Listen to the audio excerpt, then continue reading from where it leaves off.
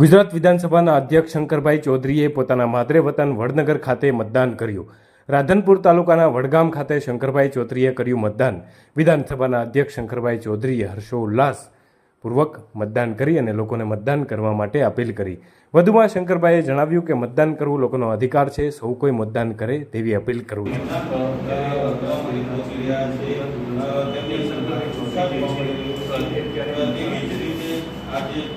વડનગરની જે પ્રાથમિક શાળાની અંદર વિધાનસભાના આપી રહ્યા છો કે તેમના ચહેરા પર ખુશી જોવા મળી રહી છે, કારણ કે મતદાન છે તે મહાદાન છે અને લોકશાહીનું જે પર્વ છે તે મહા કર્યું છે. તમે બધાએ કર્યું કે નહીં?